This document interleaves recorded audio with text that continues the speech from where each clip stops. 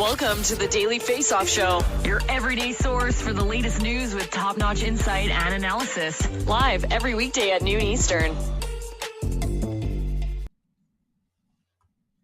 Yo, it's the Daily Faceoff Show, and today is Thursday, March 24th. He's Mike McKenna, former NHL netminder, and we are streaming live on dailyfaceoff.com, as well as Twitter and YouTube. Mike, how you doing? Hopefully better than the Vegas Golden Knights. Well, man, I just like how you make our opening rhyme. Yo, Daily Faceoff Show, dude. I think we need to make like a full-on rap battle out of this or something and put it out there. Just get a bunch of clips, man. The Frank Seravalli mixtape. I think that's in your future, no. Frank. No, no chance. Well, let's talk some hockey, man. Enough with the mixtapes. Yeah, let's throw 2 minutes and 30 seconds up on the clock, and let's drop the puck with this. The story that's dominated headlines in the hockey world. It took actually more than 48 hours after the NHL's trade deadline for one final deal to be sorted out, and that's the trade that was voided. Evgeny Dadonov going from the Vegas Golden Knights to the Anaheim Ducks. The NHL formally canceling the trade or invalidating the trade on Wednesday afternoon, saying that Evgeny Dadonov's 10-team no-trade clause in this case was not respected. There was clearly a snafu that existed. A lot of people shuffling the blame. Is it the Ottawa Senators' fault? Is it the Vegas Golden Knights' fault for not being in receipt of this 10-team no-trade document that was properly submitted by the agent to the Ottawa Senators the day before it was due? Mike, where do you come out on the matter, and do you feel for Evgeny Dadonov? Yeah, big time for the player. I mean, think about it. Like, Vegas doesn't want him anymore. They wanted to move him. They wanted to get rid of his salary cap, and all of a sudden, hey, you're back. Everything's fine. Come on in. Like, it's just a weird spot for him. What bothers me here is that I don't think we're ever going to get clarity. The NHL released a statement that basically said, well, we voided the trade. That's it. Like, I really want to know what happened here. Like, either whether it was Ottawa or the league or Vegas, like, we just won't know. And that leads to a lot of speculation. I just want to know what happened. And bottom line here, Frank, like, there's got to be a better way to do this. Like, whether they have to hermetically seal these no trade lists so nobody can find out who they are other than the league registry and the team and the player or something. Like, there's got to be a change so we don't have this gray area anymore. Like, can you see that possibly happening in the future? I think it needs to. I can't. Look, I think there's been a gross overreaction by people in the last number of days saying this whole process needs to change. The system is broken. Mike, how many times has this come up before? How many times has there been a voided trade? It hardly ever happens. And the big part of it is, like, there's usually better communication. In 2022 or 2021, when this list was submitted, there's email proof. This should have been overturned in a matter of 5 hours. Like, it shouldn't have taken 48 to get this sorted out. That, I think, is really the issue here. This, to me, knowing the facts, was a cut and dried case. Whether or not Vegas received it from Ottawa or not is immaterial. It doesn't matter because this list was properly submitted and there was proof electronically through an email that it was properly submitted. That's all that matters. There was, in fact, a reply email, I'm told, from the Ottawa Senators to the agent that proved that it was properly received. Once that's the case, it's on the Vegas Golden Knights to read what's in the contract specifically that says this player has a 10-team no-trade clause. And once that happens and that's the case, they should be asking themselves, where is it and why don't we have it? And either way, they need to check before that trade goes through to say, hey, we didn't have it. Why don't we have it? Who's on the list? And if it's the Ducks, then this trade can't happen. This didn't need a Zapruder-like investigation to figure out what went on. Find the list, see if the Ducks are on it, and if they are, then the trade can't happen. It's as simple as that. I don't think we need to reinvent the wheel here, reinvent the system. This has very rarely happened. Central Registry usually has things buttoned down.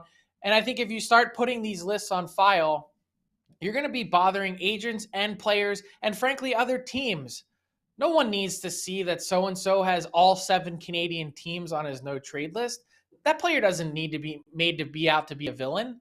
There's no need for that. So I just think I get fired up thinking, everyone gets on their high horse now after the deadline's over. Central Registry does a great job. They've got a lot to deal with. Deadline day itself is overwhelming. Sometimes these things just happen. This is a one-off scenario, in my opinion. And I just don't think it can happen. That's the hard part. Like, this is a huge mess. I think there can be a way to create something that's vacuum tight on this, so people don't find out who the players have on their list. I would just like to see that tightened up, the process for it to happen. I don't disagree with hardly anything you're saying here. It very rarely happens, if ever.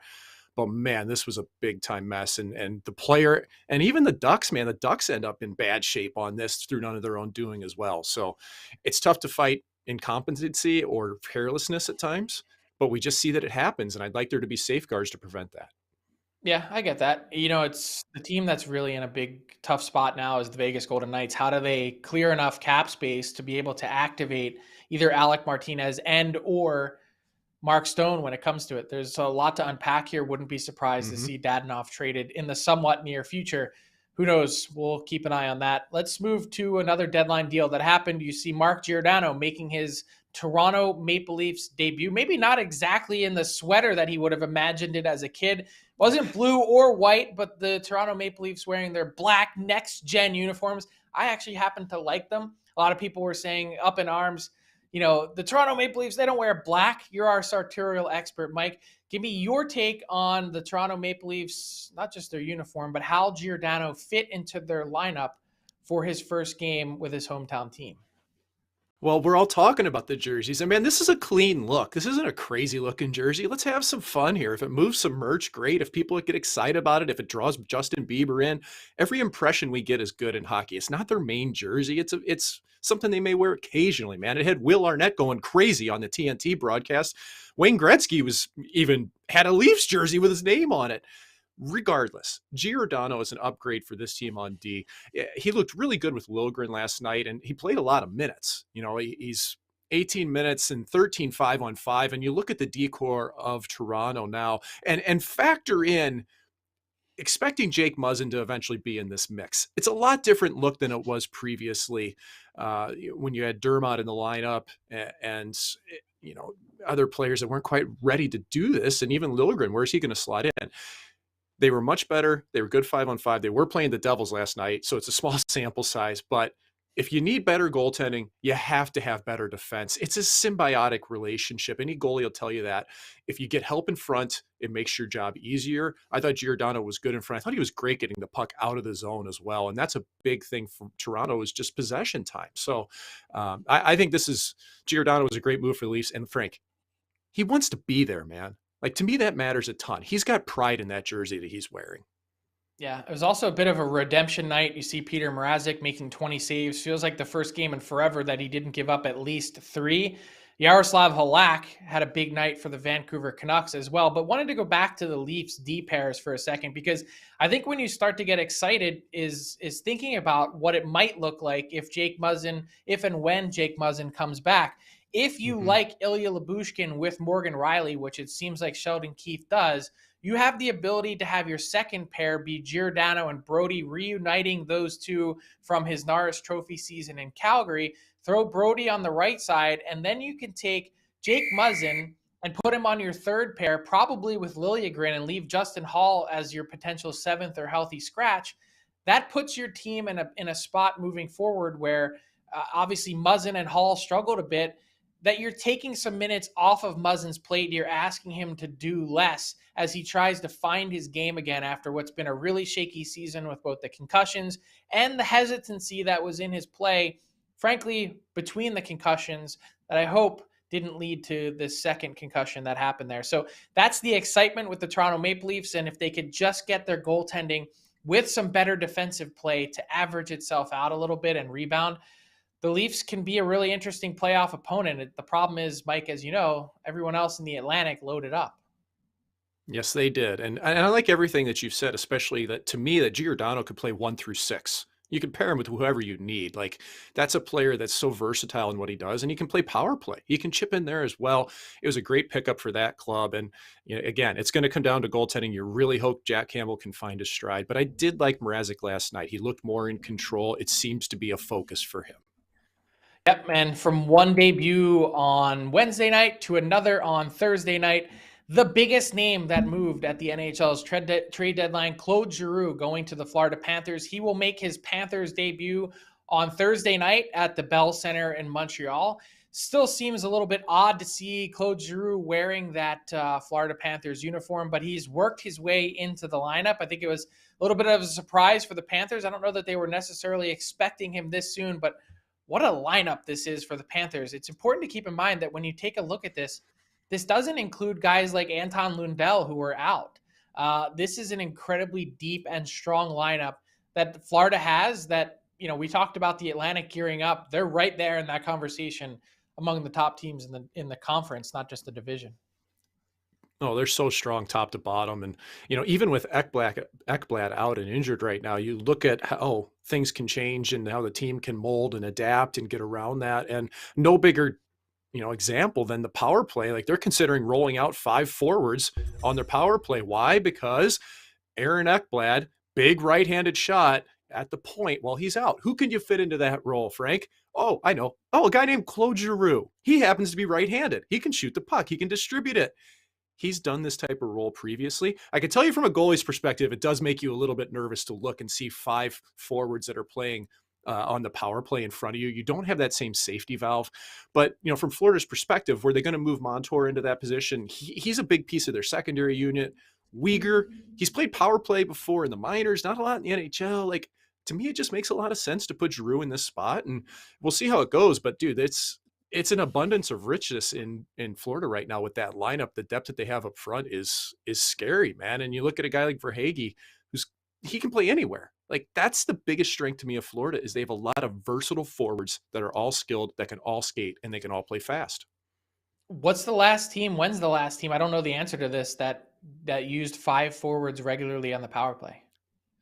I can remember being in New Jersey and Ilya Kovalchuk playing entire 2-minute power plays. And I think that might have been the last time I remember 5 forwards. Teams have tinkered with it previously. I can't remember the last example. It's rare. It does happen. But without that safety valve, you start to get nervous out there for a goaltender, because you just want somebody that knows how to skate backwards and defend against a rush, especially in today's game when everyone pressures so hard to the points on the kill. It's kind of nice, though, that you have the reigning Selke Trophy winner in Barkov on the ice. I mean, does that kind of count at least as a half of a defenseman? I don't know. Interesting. Only because he's going to have the puck. I love the idea of it, and I think seeing Claude Giroux on that top power play unit is a big reason why his choice was the Florida Panthers. I think from talking to people that know Claude Giroux well, his big question mark with going to another team like the Colorado Avalanche was, where would I fit? It wasn't just about chance to win. It was, where do I fit in the lineup? Where will I fit on your power play? And it wasn't from an ego perspective. It was like, if I'm going to go all in and decide to eventually move from a team, the only team I've ever known, I want it to be a place where I can play a continued prominent role. Yep, I totally agree. I had the same reservations thinking about him going to Colorado. I didn't know where he fit. He seems to be really good in Florida. We'll see how it works. But on paper, this is pretty nice. It is certainly indeed. So we'll see how the Florida Panthers look tonight in Claude Giroux's debut. Let's get to the Chicago Blackhawks. Obviously, the Hawks selling off pieces. Kyle Davidson did not pull any punches. Just right from his opening introductory press conference as the Blackhawks GM, you see the guys that end up being on their way out. Marc-Andre Fleury, Brandon Hagel, Ryan Carpenter. More changes will be coming for the Chicago Blackhawks over time, but what's caught my eye is the comments from Captain Jonathan Toews over the last 10 or 12 days about some of these moves. You see this quote from Ben Pope of the Chicago Sun-Times, Jonathan Toews saying, "I'm not going to lie, it was disheartening to see a couple really good friends go. When you cultivate that chemistry and that friendship and that connection with your teammates, you want to keep building off of it. So it's definitely a little disheartening." And that wasn't really the one that really captured my attention. There was another one as well. Yeah, if Hags is the guy that's Brandon Hagel, that to get traded, if he's not a guy that's part of the rebuild, then I don't know. Here's what I do know, Mike. You see the comments from Jonathan Toews, a guy that really hasn't held up his end of the bargain as well in terms of his contract and his play of late. Where's this heading? The big question mark is what happens with Patrick Kane and Jonathan Toews. Kane seems to be a lot more supportive of the rebuild. It seems like Chicago is a place that he wants to be, and it seems like Toews kind of has one foot out already. I appreciate Toews being honest. I always do with players. I wish there was more of that. But you hear those quotes about things being disheartening. And then I also caught one that really made a difference to me, Maurice. They asked about his captaincy, and he said, yeah, no doubt some days you just want it to be easy and you want to just say, screw it. Focus on your own thing. Just lighter, a lot less responsibility. What I'm hearing here is a player who's already thinking about what it would be like. He said, you picture yourself leaving an organization, what it would be like to play somewhere else. Like you said, Frank, like 1 foot out, like if you're having doubts, Jonathan Toews, about what it's like, if you're having doubts about, or even thinking how much better it would be to not be a captain, go somewhere else and have fun. Take the pressure off, discover your game again, the love for it, because it's not getting better in Chicago anytime soon. There's a 2, 3, 4 year gap here before it's going to be better, and your contract's going to be done. My question to you, Frank, is would anybody take Jonathan Toews' contract? Not at that number. I mean, honestly, you look at the 8 goals this season, and I'm thinking maybe not even at half. Like, there'd probably need to be some kind of sweetener that's involved. Teams are capped out. Obviously, teams would be interested in that leadership and everything else that he brings. And yes, I know that he's a 3-time Stanley Cup champion and such a big part of what Chicago has done. And it's not even necessarily about the point production with him, or at least it wasn't for the longest time. It was about his total game and his compete level. That compete level hasn't been there for a long time. And oh, by the way, since he signed that contract and since that contract started, the Blackhawks haven't won a single playoff series. So they're in a spot where they haven't, those contracts, and rightfully so, were based on past performance, not necessarily about what they are doing for the future. It sort of feels to me like if he's not a trade target, then at the very least, Jonathan Toews is going to be a buyout candidate this summer. It's going to be interesting to watch how that unfolds, just because he's been such a staple there for so long. But you read his comments and you read between the lines and you're like, man, this does not feel or sound like a guy that really wants to be in Chicago for the long haul. In fact, my bigger question to that, Mike, is how much does he even really want to play when you hear comments like that? Yeah, that's why I'm saying, like, hey, dude, like, find somewhere you can go. And I don't know if he can with the contract and everything, but I just think he'd be rejuvenated if he went somewhere else. Like, I think it's from the player perspective, the human perspective, man. Like, if you're feeling down about something, there's other solutions. There's 31 other teams. Try to make it happen. Go have some fun, man. Find a joy in this game. If it's not fun, it's not worth it. Yeah, fair point. Let's get to some news and nuggets from around the league with this week's edition of Icebreakers.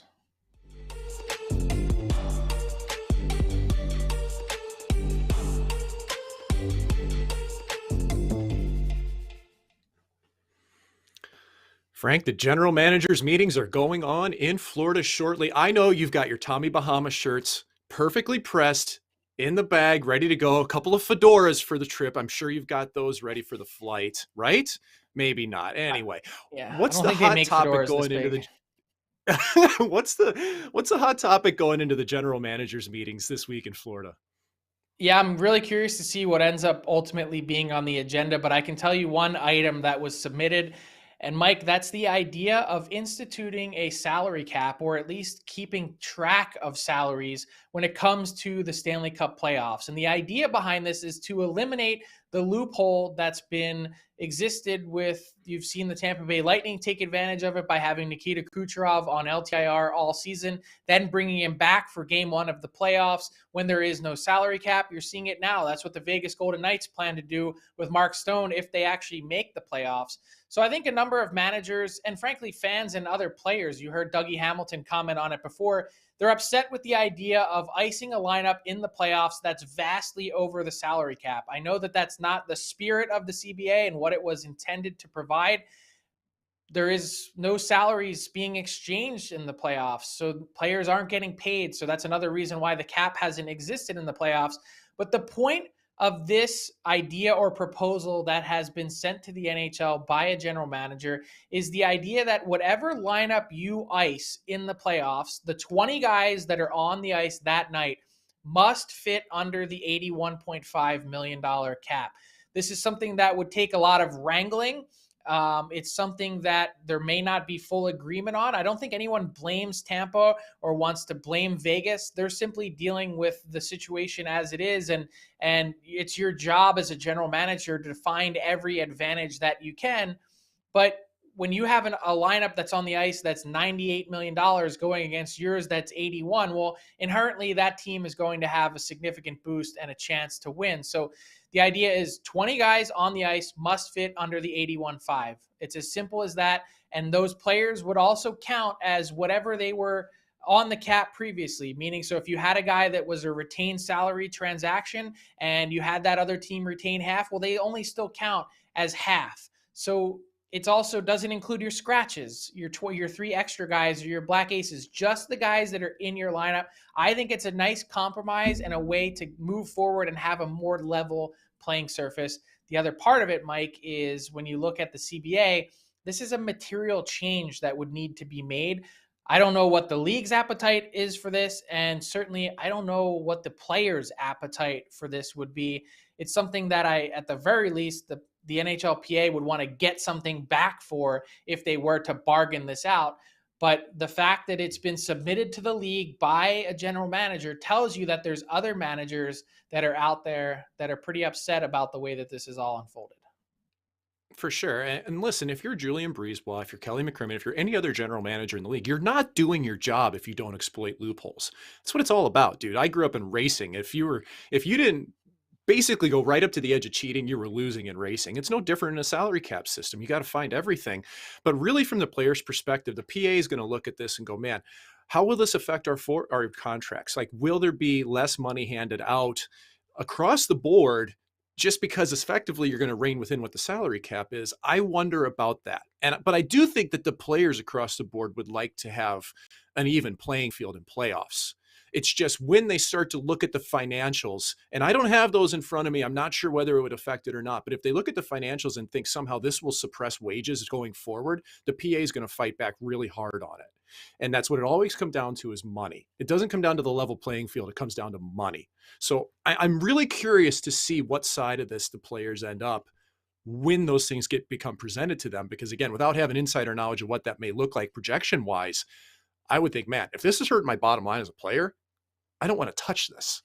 But from the competitive standpoint, yeah, I want to win a Stanley Cup, and I don't want another team to be able to go over the cap. So, Frank, this is going to be interesting, man. Like, I can't imagine. I wonder what you think if the GMs are split on this as well, if there's some that like it the way it is.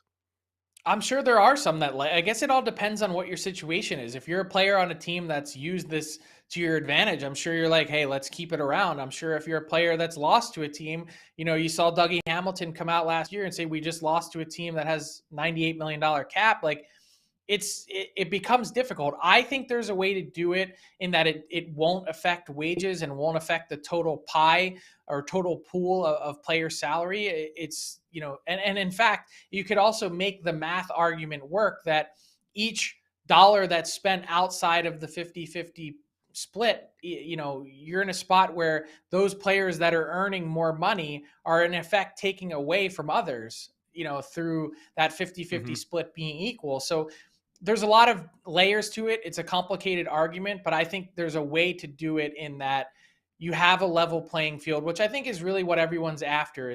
It's let's close this off. This loophole has existed. There's been some legitimate and sometimes illegitimate reasons or why this has gone the way that it has. But, I know that there's some managers at least out there saying, let's close this off. Yeah, and I think when both sides agreed to it in the last CBA, it probably didn't foresee this happening, something they have to take a look at again. So, Frank, definitely looking forward to what you learned from the GM meetings that are taking place this week. This has been Icebreakers, delivered by our friends at DoorDash, where if you use the promo code DFODD within Canada or the promo code DFODDUS that you can see down below us on the screen right here, on your first order, that will get you 25% off and no delivery fees. So great job, Frank. This has been Icebreakers, delivered by DoorDash.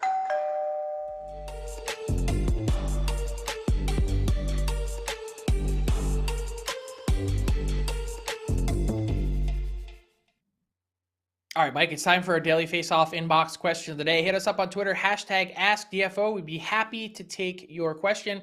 So this comes from Howie Feelin', and he says, what does and where goes Marc-Andre Fleury, love the emoji use, Flower go next year? Mike, is this it for Flower, or is he coming back? Well, I also love his avatar there, Gonzo. One of my favorite Muppet Christmas Carol, one of the best movies ever made. This is not Flowers' last season. He's going to play again.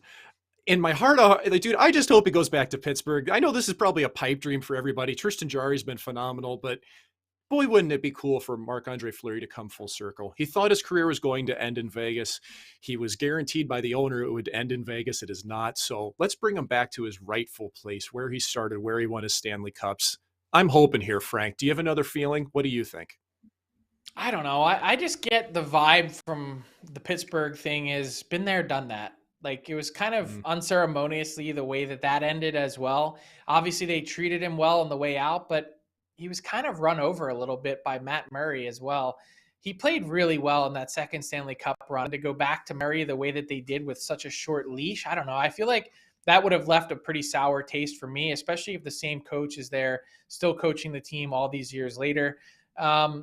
I think of two destinations. One, I wonder how this goes with Minnesota. If they have playoff success and he really likes it there, I think that would probably be a possibility. And the other one is Colorado, only because Darcy Kemper is a pending unrestricted free agent. Yes, they gave up a lot to get him.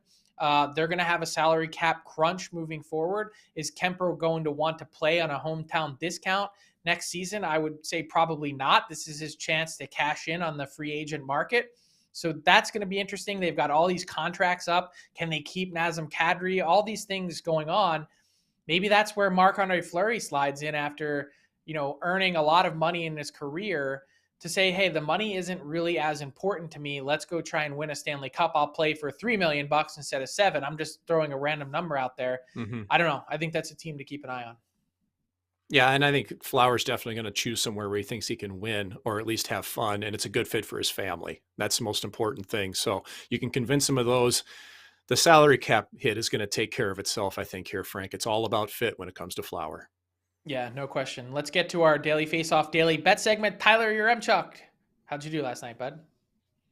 Average 1-1-1 across the board, but the one bet we did hit was the Michael Bunting assist at plus 140. So it was a even night in terms of 1-1-1, but we were up 0.4 of a unit. So, money's money. Let's look into what we got going on tonight, though, courtesy of our friends at PointsBet Canada. And starting with that matchup, I'm going to explain the one at the bottom here. I'm going back to something that I've really been doing a lot over the last month, and it's taking two favorites, parlaying them to win in regulation. And this parlay of the Panthers and Oilers is paying out a very juicy plus 160. The Panthers 7-2-1 in their last 10. They're taking on a Canadiens team that has just one win in their first 4 games on their current homestand. And the Panthers are bringing Claude Giroux into the lineup. So yes, them missing Aaron Ekblad is a little bit worrisome. You guys talked about it earlier. The Giroux addition is huge. They're incredibly deep up front. I think the Panthers roll over the Habs tonight in G's debut. And then I like taking the Oilers in regulation against the San Jose Sharks. Edmonton's coming off back-to-back losses on the road to Colorado and Dallas. But when you take out the empty netters, they were basically 1-goal games. They even brought Colorado to overtime. Edmonton's back on home ice tonight, and they've won 5 in a row at Rogers Place. They should have Mikko Koskinen going between the pipes, but we'll wait for confirmation on that. Kaapo Kähkönen is going for the San Jose Sharks. He might be fired up for his debut, but he did lose 5 straight starts to wrap up his career with the Minnesota Wild. So I like the goaltending matchup either way. I like Edmonton to roll in regulation, parlaying them with the Panthers at plus 160. And for my player prop, I'm sticking with that Edmonton matchup. Connor McDavid over 1.5 points is plus 110. It's still kind of crazy that he's priced like this to go over 1.5, but he's been doing it pretty much every game recently. 4 of his last 5, 7 of his last 10 as well. 7 multi-point games in his last 10. McDavid is on an absolute McDavid-like heater right now. And like I said, Kaapo Kähkönen struggled towards the end with the Minnesota Wild, giving up 19 goals in his last 5 starts. And it's not like he's going to a spot that's much better in terms of the team in front of him. In fact, San Jose is much worse than the Minnesota Wild. So I think McDavid can produce tonight. I think the Oilers can win. And those are the 2 plays I got tonight, Frank. Love it. Love the parlay action as well. That brings us to garbage time. Mike, I usually cede the floor to you, but I actually want to talk about a player who's in a game that you're going to tonight. And that is the Philadelphia Flyers visiting the St. Louis Blues. And Hayden Hodgson is expected to make his NHL debut. And you're saying, who is Hayden Hodgson? This is exactly the same question a lot of teams have been asking themselves over the last few days, because a number of other teams, I'm told, had very closely scouted Hayden Hodgson over the last number of weeks. He was a guy playing in the AHL with the Lehigh Valley Phantoms, the Flyers farm team, but did not have an NHL contract. And I had one team tell me that this guy is a clone of Tanner Jeannot. My ears perked up at that immediately. His story is incredible. Not all that often you see a player make it from the ECHL last season all the way to the NHL this season. He spent 5 straight years playing in the Coast, Mike. He played junior hockey in Erie with Connor McDavid all those years ago. We know how long McDavid's been playing in the NHL. Hayden Hodgson makes his NHL debut tonight. Love this story. Love the comparison. 18 goals in 44 AHL games this season. A bigger guy who's found a way to put it all together at the age of 26. The Flyers swooped in on deadline day, signed him to an NHL contract before someone else could do so, and now he's quickly making his NHL debut later this week. Awesome story, and awesome for the Flyers if he pans out to be anything close to Tanner Jeannot, because they also have him as a restricted free agent when this quick little 1-year contract ends at the end of the season. Love the Hodgson story. Want to keep an eye on him over the next number of weeks to see if that prediction or that comparison is anything close to reality. I can't wait to see him play tonight. And shout out to everybody grinding in the cheeser, man. The ECHL produces players. I know people may look down on it as a AA league. You get goalies that come out of there. You get diamonds in the rough. There's a reason why it produces players for the American League. And once you get to the American League, you never know. Look at my career. I thought I'd be banking by the time I was 25, and somehow I've been fooling people ever since, Frank. So I can't wait to watch Hodgson play this evening. Yeah, you've been fooling us as well. Hodgson might make more money in the next couple weeks than he did the last 5 years in the ECHL, which is absolutely bananas to think about. Good for him. Good for you to grind it out as you did. Now you're fooling us at the Daily Faceoff show. That's all the time we have for today's show. Thanks to Tyler Yaremchuk. Thanks to Alex Allard, our technical producer. And thanks to Mike McKenna. Keep it locked on dailyfaceoff.com for all the latest news, insight, and analysis from around the NHL. We'll be back tomorrow, 12 noon Eastern. You know where to find us. Until then, have a great day, everyone. Thanks for watching the Daily Faceoff Show. Make sure you hit subscribe on our YouTube channel to never miss an episode.